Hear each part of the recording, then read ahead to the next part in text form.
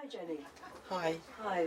Now you and Norma have been running a piece of cake for 30 years this year, so tell us a little bit about this specialist business that you run. We sell cake decorating equipment. We sell everything you need to decorate a cake, the cutters, the colours, the boards, the tins, any equipment at all to make your cake special for your special celebration cake. Okay. We started in 1985. We now do mail order and we send all over the world. Fantastic. Now you've both won awards for your work.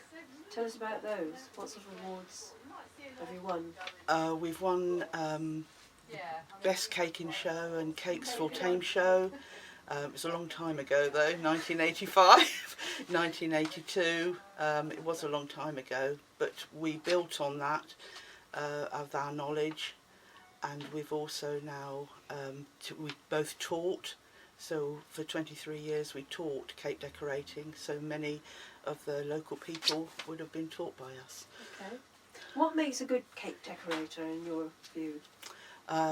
You've got to have some sort of artistic flair, but I think it's more patience and practice, practice, practice. It's the more you do, the better you get at it. You just got to you've got to want to do it and just keep practicing. Okay, practice makes perfect. That's right. Like the cake beside you? Yes, yes. Which you said was done by one of your customers? Yes, one of our customers did this. This is by Tracy, and did it. It's in a magazine. It's on the front cover of the magazine. How long would it take to do a cake like that? It can vary because you don't always sit down and do it in one go. So it would be a few hours, 4 hours, something like that. But it does vary on your capability too. It probably took Tracy a lot quicker than somebody that's only just started, of course. That's where the practice comes in. That's right. Okay. Now we all know about the Great British Bake Off on TV, which has captured the public imagination now. Would you say that this has had a positive effect on your business? Actually, it hasn't. Although it's raised the profile of cake decorating and baking in general, it has also meant that the supermarkets and people like Amazon and eBay have jumped on the bandwagon, and they are now starting to sell cake decorating equipment. But of course they can't offer the expertise that we've got and the advice that we can give customers. So although it's been not too good for the business, it has made more people aware of cake decorating. Yes, indeed. But then once they're aware, they need to talk They to you. do need to, yes, because I don't think you can just learn it from a television programme. You need to talk to somebody and help and advice of what to buy, specialist equipment to buy, not just go in and pick something off the shelf. Indeed. Now, your website says that you've got over 6,000 items of cake decorating equipment in stock. That's quite a lot. How important would you say the internet is to your business? Actually, it's very important, especially for overseas trade. We sell a lot overseas. We've got quite a big foreign base that send us regular orders. Of course, UK as well. But it has been good. It's a big part of the business. So how much would you say comes from overseas, approximately? I would have thought half. About half.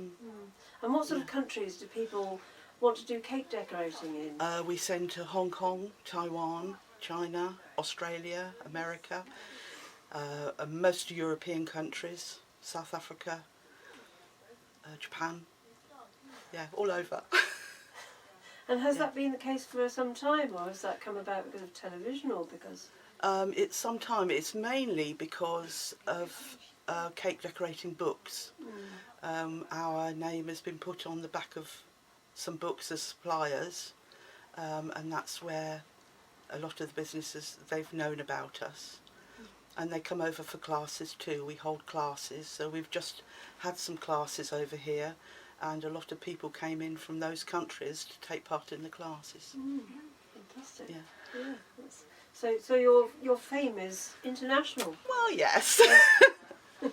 It is. We are quite well known overseas, yes. Yeah.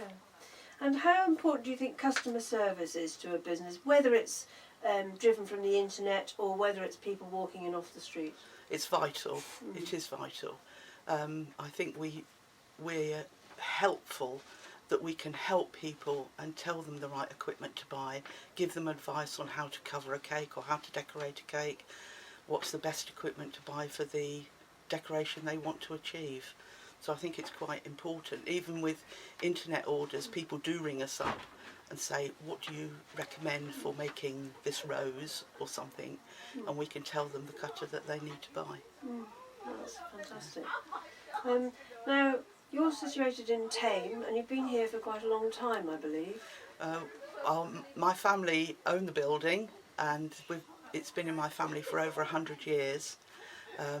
My mum and dad used to have a grocery shop, but we've been as a piece of cake for 30 years. Yes. That's wonderful. Yeah. And so in that time, you've lived in Thame and you work in Thame.